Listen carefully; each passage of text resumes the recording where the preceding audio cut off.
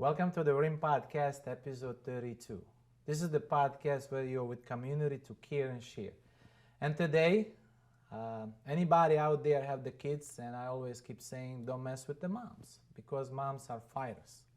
And if you mess with the moms, especially with the kids, they're gonna go after you. What consequences you're gonna pay, I don't know. I'm gonna leave that up to you. However, today we got a really special guest. Our guest is Jessica Tillmann, and she's from the Moms from Liberty.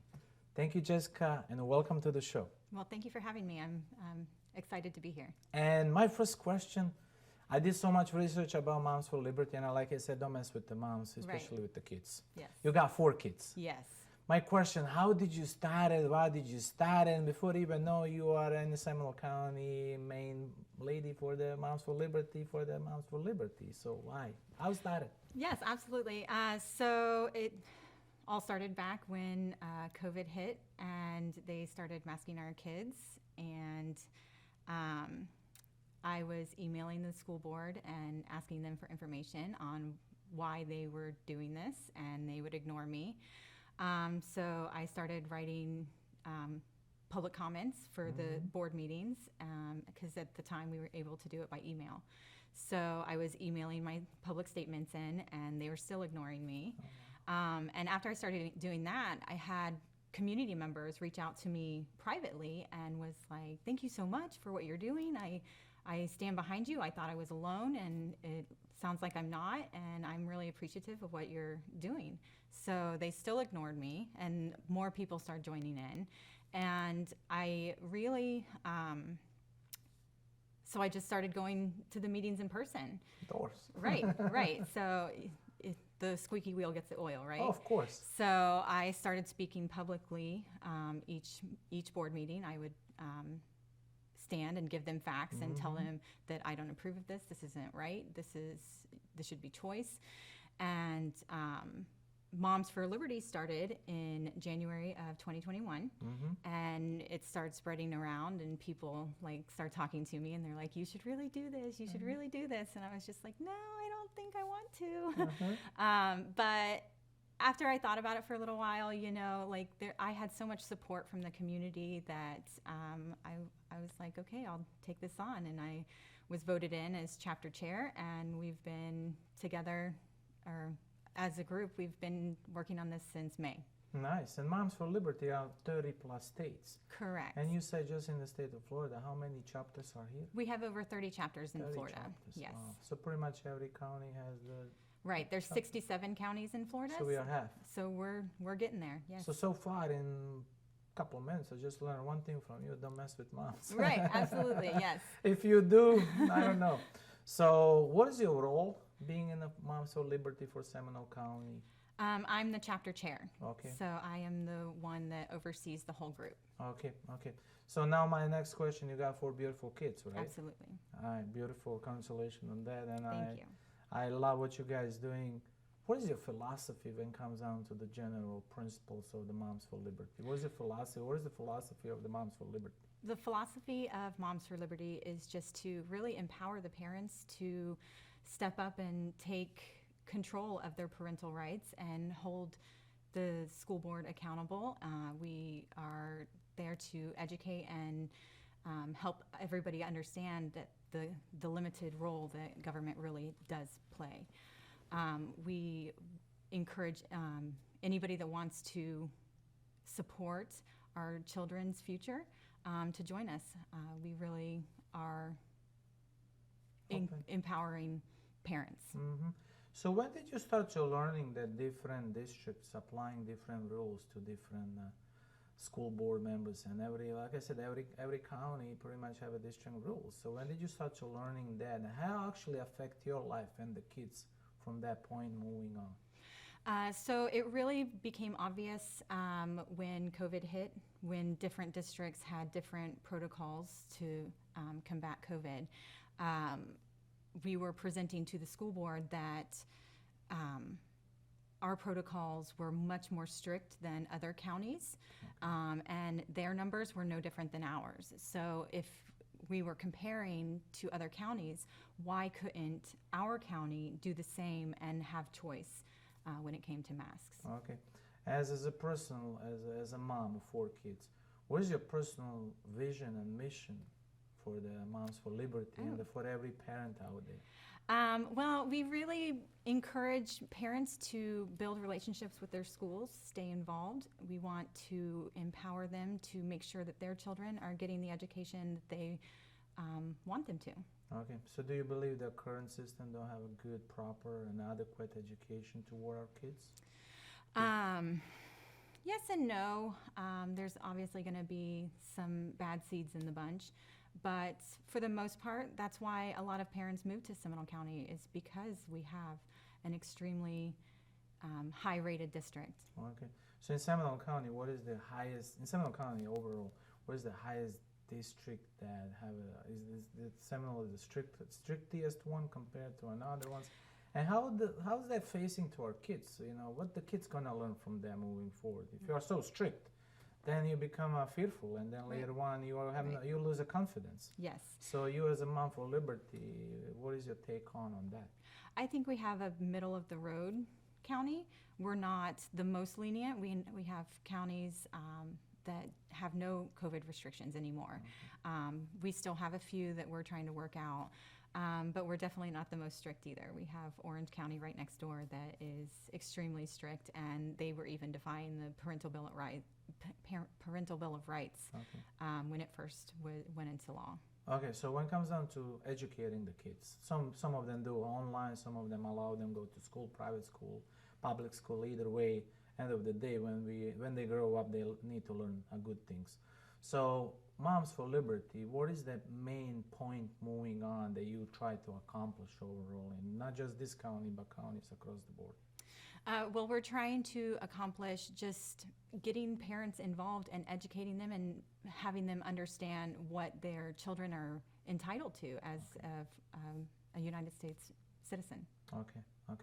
And as far as you, what is the biggest challenging? I mean, 4 kids, raising up 4 kids is a hell of a challenge. Yes, absolutely. So what are the hurdles you're going through, facing the school, taking the kids on, fighting on the other side, make sure the restrictions are not as they're supposed to, right. Proving your concept, proving the evidence, proving whatever you're believing in. Can you give us a little bit story and how you go through that? It's just like, do you wake up in the middle of the night? I'm like, man, what I'm doing to myself? Yes, absolutely. It's finding that balance of making sure that we're holding the school board accountable, but at the same time, making sure I'm taking my boys to baseball. You know, make sure I get my daughter to her friends' events to hang out with her friends, and going on field trips, chaperoning, and it's truly finding the balance. Okay, so finding the balance. If I'm a Jessica Tillmann, how's my day start? My day starts, I get up at probably 5, usually about 5. I take some time to myself. I read through some things, have a cup of coffee.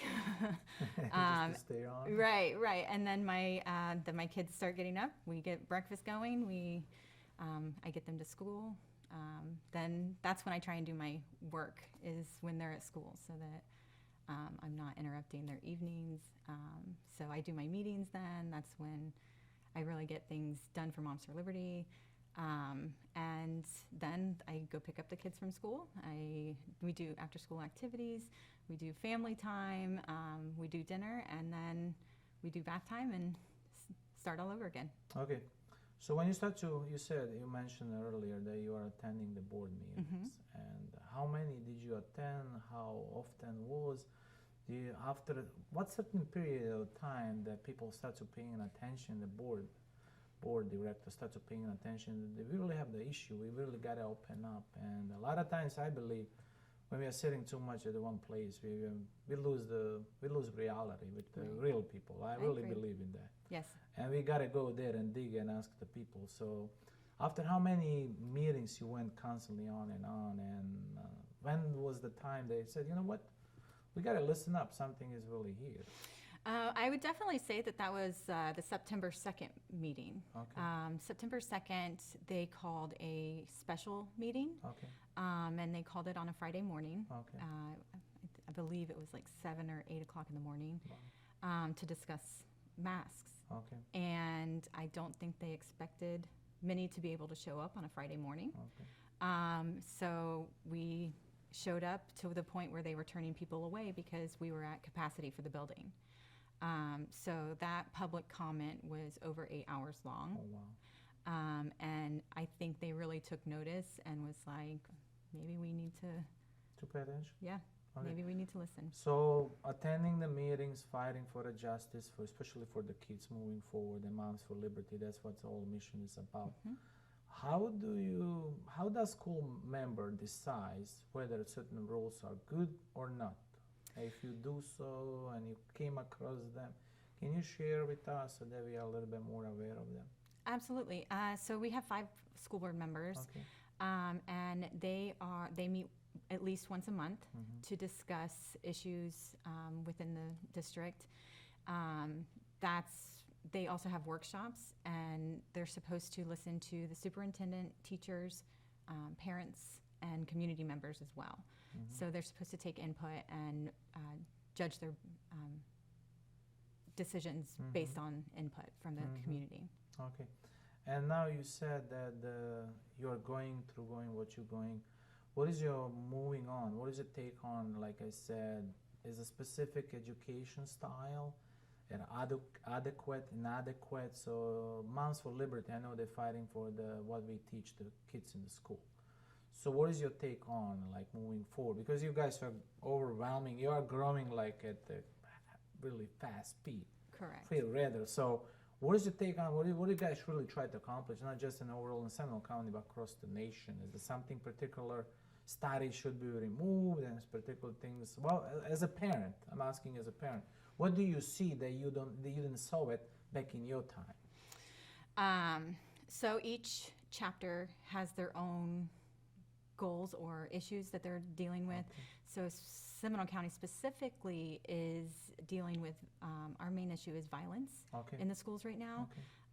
We've had 2 gun incidents Okay. on campuses. So we had one where they said that there was a gun on campus, but they said they're denying that it was shot. Okay. But then there was, just a couple weeks ago, a student was shot 3 times. And there's also been a lot of fights in middle schools and high schools across the board right now. So that is definitely one focus that we are concerned with for Seminole County. And also our special needs, we've come across, are not being adequately accommodated for their Okay. needs. Okay. And I also want to discuss what is the one particular hottest topic in January, let's say in January or whatever. What is one of the hottest topic that you come across? I didn't know, I didn't have enough time to research, but you know and others don't know. Please share with us. So back in last February, the school board, our previous superintendent retired, and our school board started a committee to search for the new superintendent.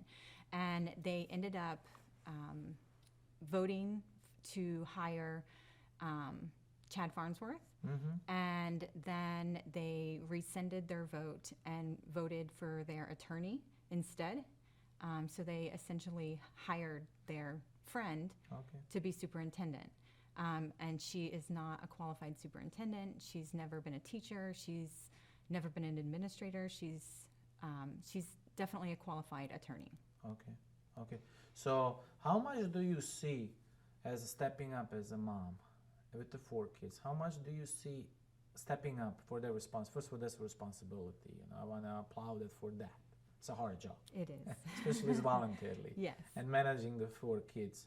How much do you see that Moms for Liberty start to influencing and reshaping school society overall, not just in this country, the country and state or county, but across the board? We've really opened our eyes. I think it started because of COVID, but it's really opened our eyes on across the board how involved parents need to stay. I was always an involved parent. I just didn't realize how much more involved I needed to be. Okay.